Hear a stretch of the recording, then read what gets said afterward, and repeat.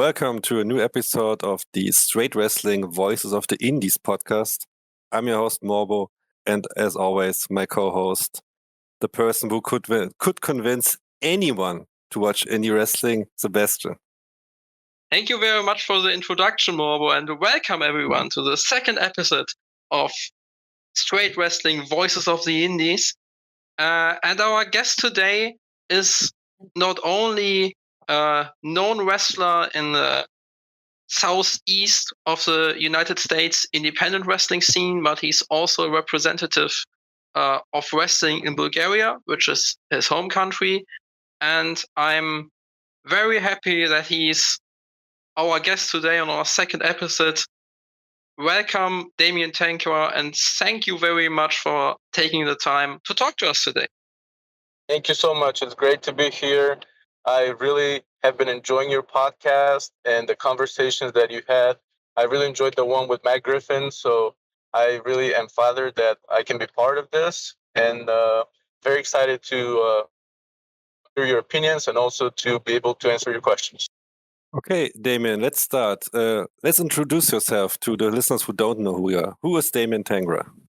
Okay. Damyan Tangra, I have two monikers that I'm currently using. The one is the Math Scientist.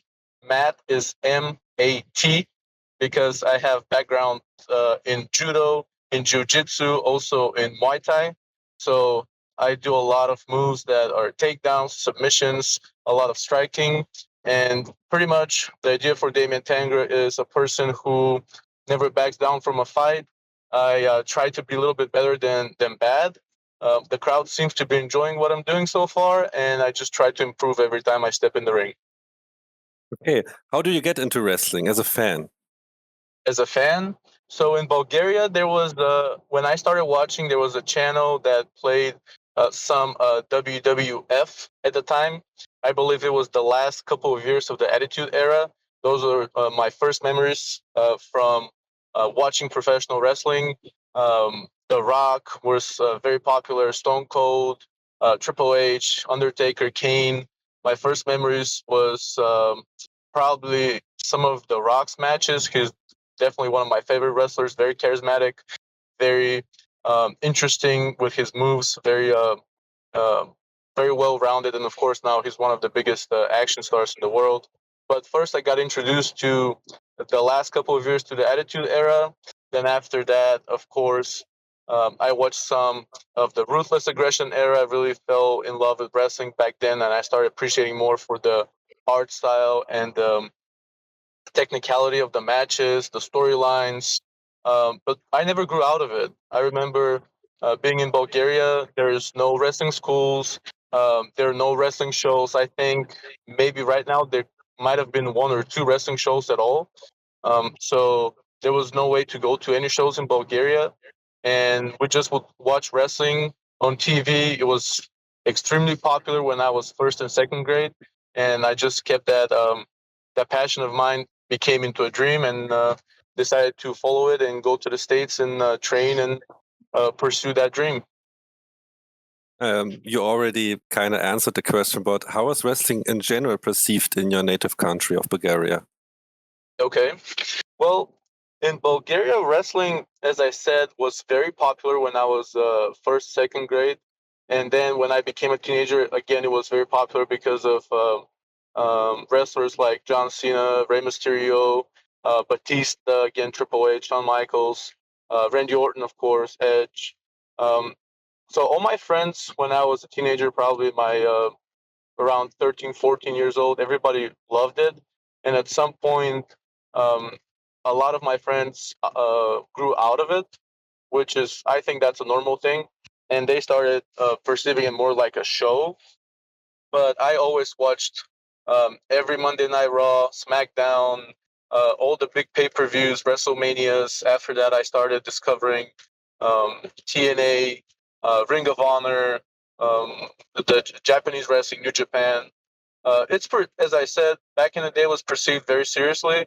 Now it seems like it's not the most popular sports entertainment. It's not the most popular in Bulgaria, but definitely they still have a hardcore base of fans, and a lot of the people that I get to interact with when I go back home are really, really big fans, and they watch it and they follow it. I think it's just because it's not as popular as it used to be.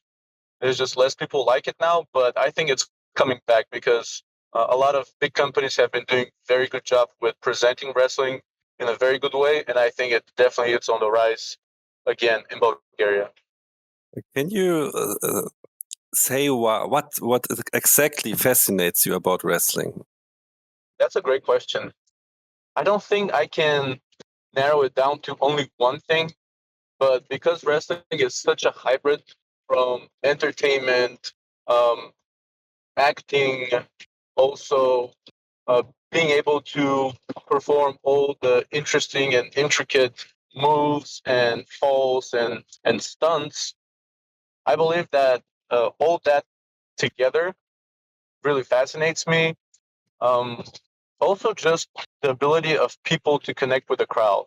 If I have to choose one thing, that would be the ability of people, men and women, to connect with a crowd and just to be able to create an emotion in a person.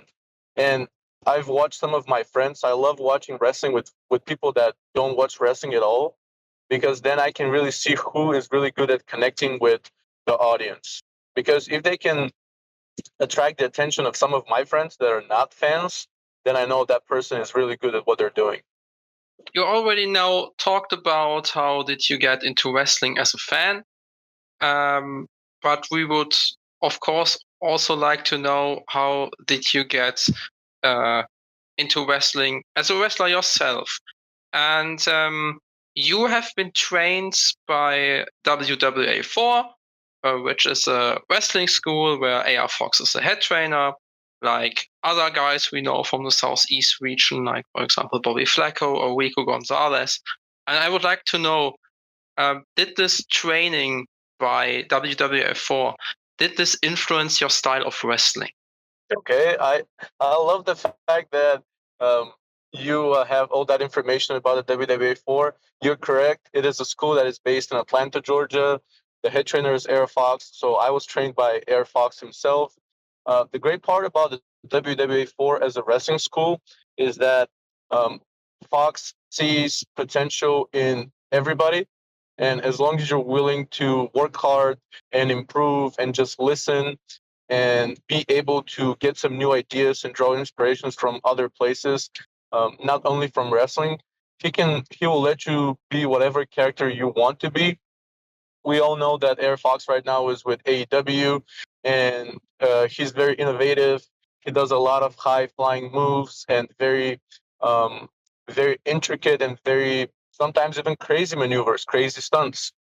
But as you can see, like my style is very different from his. But he was very helpful to me because he saw what works better for me, what comes easier to me, and he just pushed me into that direction to where I can now establish my own character, my own move sets, and he does that with everybody. I've had the privilege to be training and wrestling with Austin Theory, for example. Um, he does a lot of different moves. So everybody that comes out of the WWA4, even though they're trained by one of the best risk takers and high flyers that Air Fox is, everybody's so different. Rico Gonzalez, he might be doing some high risk maneuvers. Bobby Flacco might be doing that. Alex Kane, for example, he's from the same school. He does a lot of suplexes. I'll do takedowns and kicks and different maneuvers. So it just, the best part about the school is that whatever works for the trainees and the wrestlers, we try to enhance, and whenever it doesn't work, we work on it, we improve it. That's the best part about it. You already mentioned him because he's a reigning MLW champion, and he's also your tag team partner in Suplex Science, and also your opponent in many matches, Alex Kane. How much of an influence would you say is he for your career? I think that me and Alex, our names and careers have been together for a long time, and even though we're no longer a tag team, definitely I think we have influenced each other. We just finished a big feud, and I was victorious in that bout at Action Wrestling. So whatever we have, even though there's some animosity and some bad feelings between us, I'm actually very glad for him as a wrestler and as a professional. Um, and I'm proud that he was able to become a world champion in MLW, because that just speaks volumes for his work ethic. And I might not like some of the choices that he's made with Shook D and everybody else, but his work ethic is amazing. Definitely, we have inspired each other to be better and to push ourselves to be improving every time we step in the ring.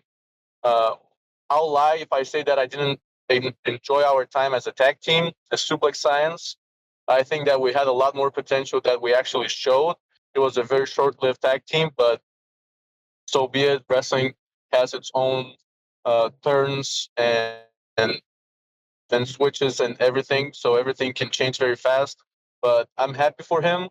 I'm happy that we were able to finalize our feud, and I don't want to be seeing him in Action Wrestling anytime soon, because if I do, I'll have to fight him again. But besides that, I respect the ethic that he has for work. I respect his ability. But if he wants to come back at Action Wrestling, I might be waiting for him.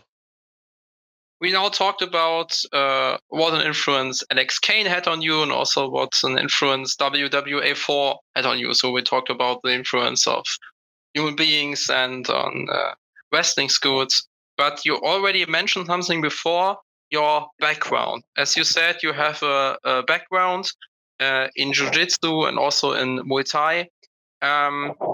Would you say that these backgrounds influence your style? And also, as a follow-up question, would you say that your style changed from when you began wrestling to now? Okay.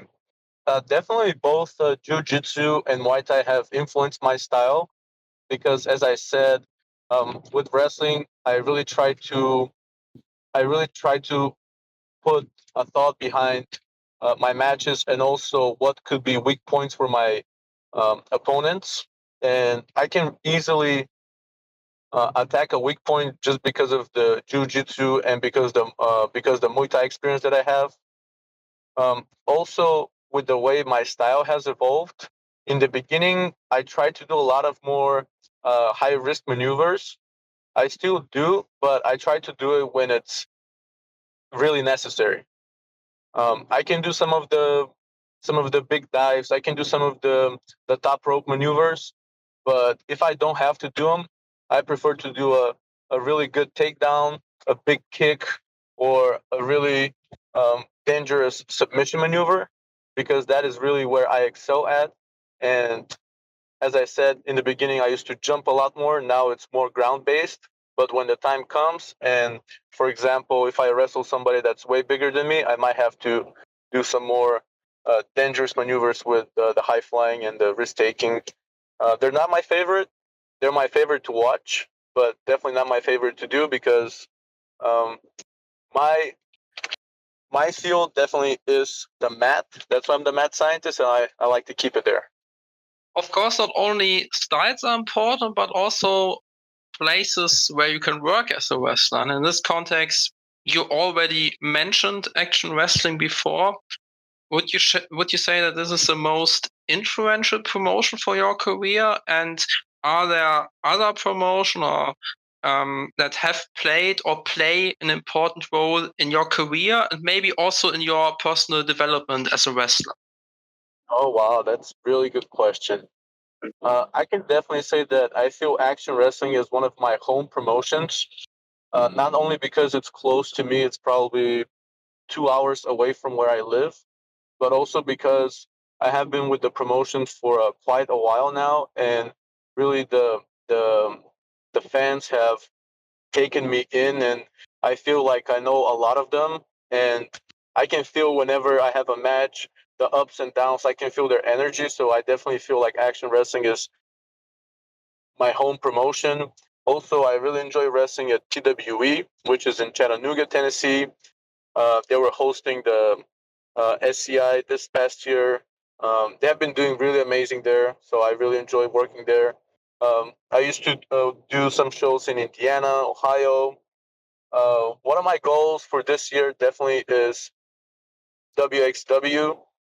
Last year, I did a Bulgarian wrestling seminar. It was the first seminar in the history of the country, and we almost came to an agreement for a match, but it was one day before the seminar, and sadly, I wasn't able to do it. But definitely, that would be a goal of mine for this year. But there are a lot of good promotions that I'm definitely aiming for this year, and I'm just trying to travel more outside of the Southeast, maybe go to Illinois, to California, to Texas, because it's, with independent wrestling, the more you get um, chances and opportunities outside of your home base and your state, the better it becomes. You now talked about the promotions that have played a big part in your career and where you made good experiences. Would you say that there are also certain matches where you would say, like, these were milestones in my career? Or are there like certain matches where you say, these are my favorite matches from my career, or these are the matches I would show other people who haven't seen me before? Yes, definitely. So far, I have some milestones, some matches that are my personal favorites, and also some matches that were um, almost like a point where I took it to a next level. I remember the first time I wrestled AR Fox. Usually with the students at the WWA 4, with some of them, he'll wrestle maybe their first couple of months. For some reason or another, we did not wrestle for a long time, maybe after a year and a half when I was in the school. So the first time I wrestled him, I felt like this was a big test for me. Also, when I wrestled Austin Theory, that was, I didn't feel like, of course, that was a test, but I felt like that was a reward because I was very consistent with the school. And Air Fox gave me the match to where I can witness firsthand what the next step in being a wrestler could be like, being in the ring with Austin Theory. And it's his last match at the wrestling school right before he got signed to NXT and then WWE and NXT. But definitely wrestling Daniel Makabe is one of my milestones. Also, getting to wrestle Alex Kane. I always enjoy tagging with King Garuda. Also, Brandon Williams. We have a great chemistry with Brandon Williams. Wrestling Kevin Ryan. He does amazing high flying maneuvers and very is a big risk taker. So our styles, I think, work together very well. Shug D, I learned a lot from him. So those are some from my personal favorite matches and also some milestones that I felt they pushed me to my next level. You already explained now how you were pushed to the next level, as you said, by other wrestlers, also how you developed your style. And speaking of development, you say in your A Day as a Pro Wrestler video on your YouTube channel, which everyone should check this out, how much you have to hustle as an independent wrestler, how much you have to plan and organize and so on. And maybe also for aspiring wrestlers who listen to this, or for wrestlers who are new in the business, would you say that this is a thing, this hustling and this organizing and everything, is this a thing you can prepare for, or do you just have to grow into it? Oh, wow, that's another great question. I love that. With first of all, whoever's listening, they can go and subscribe to my YouTube channel. They can check out the videos. All my social media, all YouTube is Damyan Tangra. They can find it there. With the example of one day being an independent wrestler, that video that I did really was about, as you said, showing that part of where you have to hustle. But also, I would like to make the analogy that if you want to be a successful independent wrestler, you have to hustle. But if you just want to be wrestling on the weekends, you don't have to hustle so bad. So there's different levels of where you want to be. And of course, you asked, can you prepare for that? No, I feel like this is almost I don't have any babies or anything, but I feel this might be like having a baby, to where you might feel you're prepared, but you're not really. But once you do have to do certain things, you just find out the best way and you execute it. And if you love it enough, you just will find a way to continue. Sometimes it could be frustrating, but also I think that this is a very interesting part, because this is the filter that separates the really successful wrestlers that make it to the big shows and the wrestlers that stay in their comfort zone. Sometimes I've stayed in my comfort zone, sometimes I've pushed myself out of it. And even though it's uncomfortable, every time I get to push myself, in the end, it's always worth it.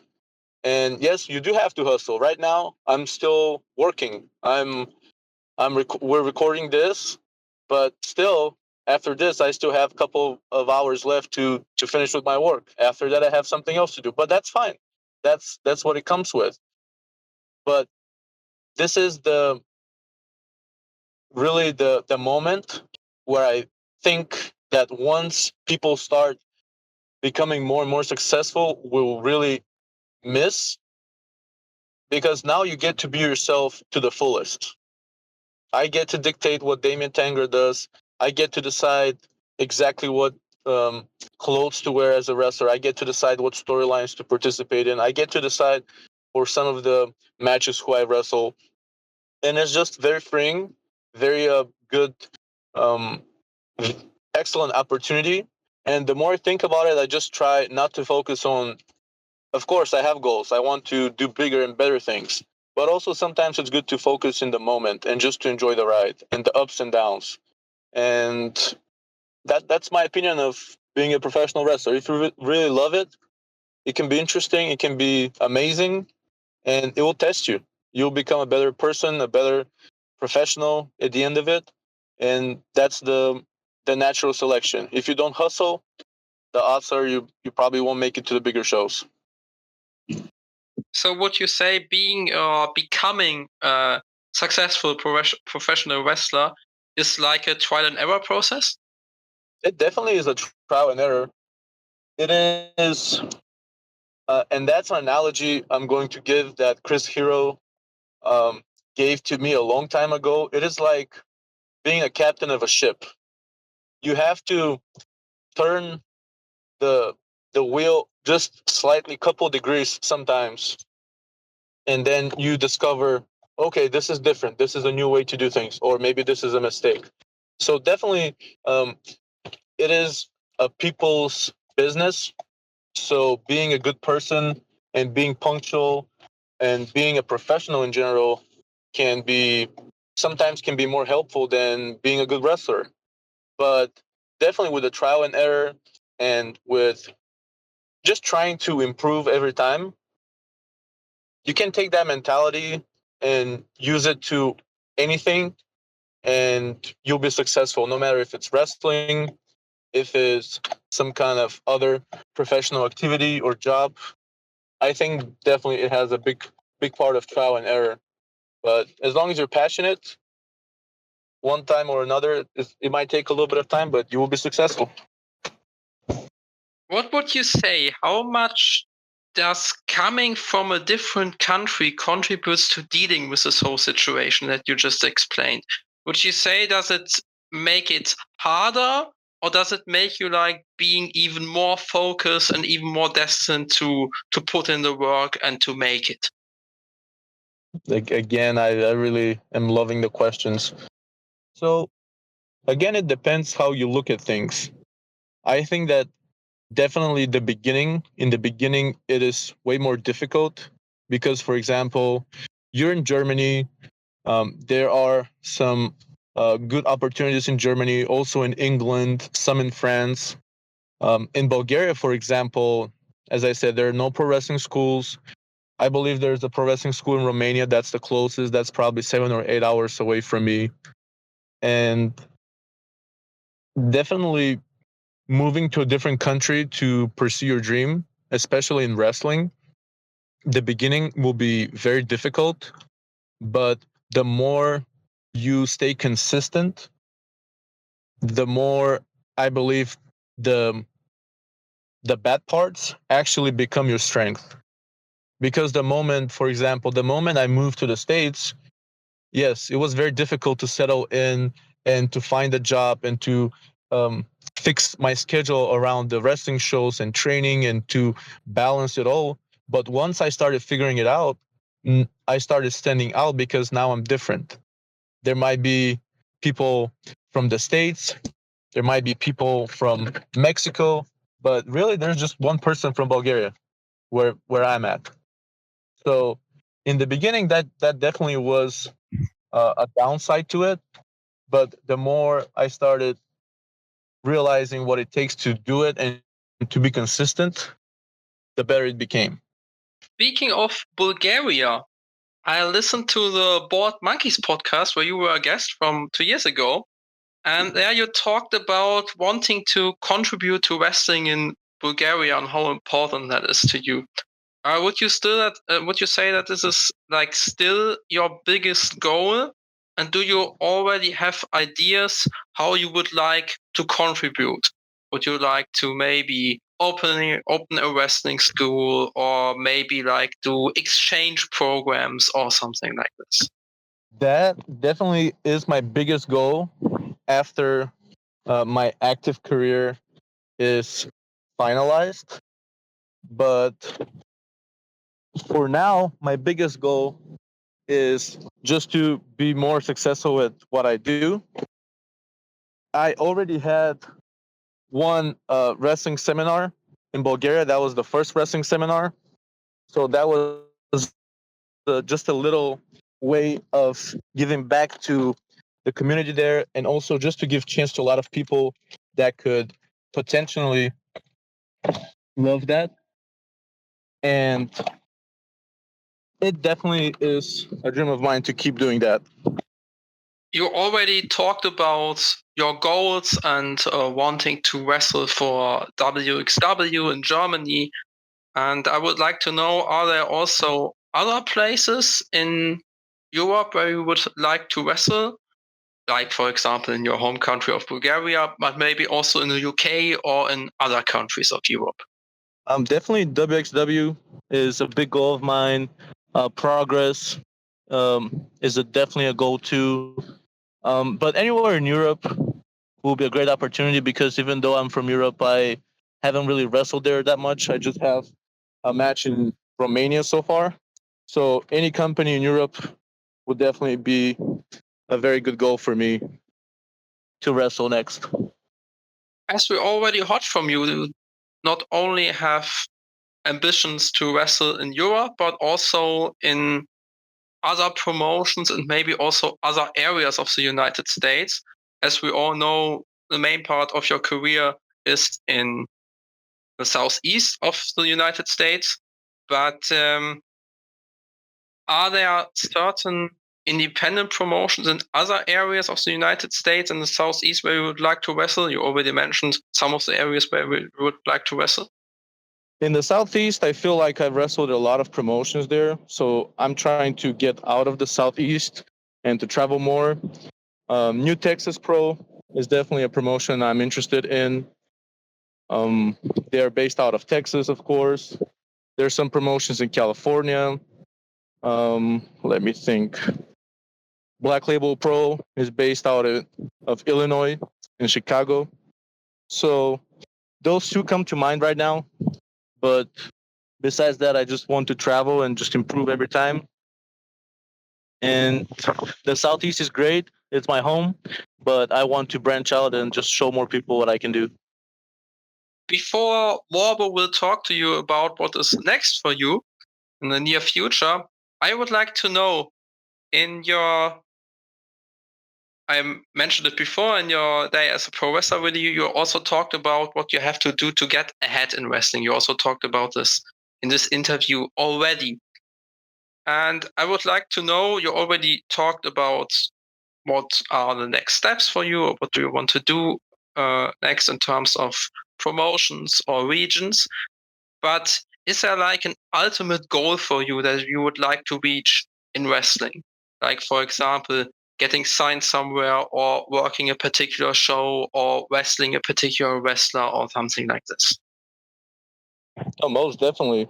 I think if you don't want to be a world champion in professional wrestling, then there's no reason to start. So being a world champion is a goal of mine. That will never change. No matter the company, being a world champion for the biggest company, that's definitely the goal. And wrestling the best people that are available. Okay, Damyan, so we talked about your ultimate goal, but what's your goal for the foreseeable future? What's up in the next 12 months for Damyan Tangra? For the next 12 months, my goal will be to wrestle in Texas, to wrestle in California, to become a champion in action wrestling, and to possibly become a champion in some other promotions as well. Do you have any matches maybe that you can mention already that's coming up, or are they secret at this point? Something that's coming up. As I said, I'm going back to Europe very soon, so that could be a very good chance to do some more matches in Europe. Besides that, so far it's just the Southeast, but my goals definitely are, as I said, to go to Texas, California, Illinois, and just to start branching out there. Okay, so to wrap it up, we know that you are quite active on social media, so now the stage is yours. You can promote anything you want. Oh, great. I already mentioned that people can follow me, Damyan Tangra. That's my social media handle on all the platforms, YouTube as well. I think that they should follow you as well and subscribe to your channel, guys, because you always have very good questions, and I can see how much you appreciate wrestling and independent wrestling. And I think you're giving a great platform for new up and coming wrestlers to just showcase, I guess, their characters and personalities, and just to get to talk.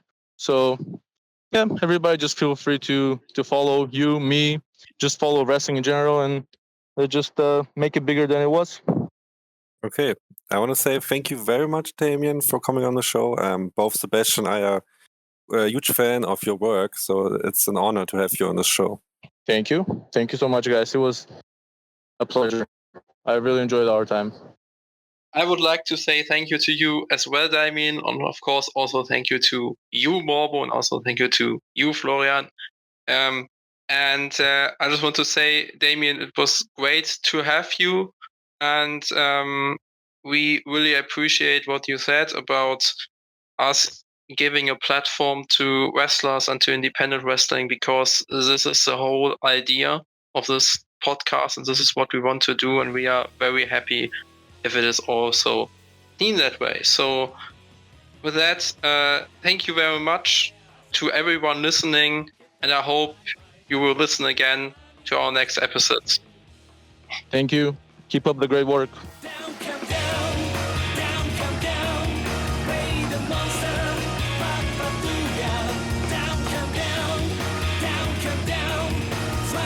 Monster.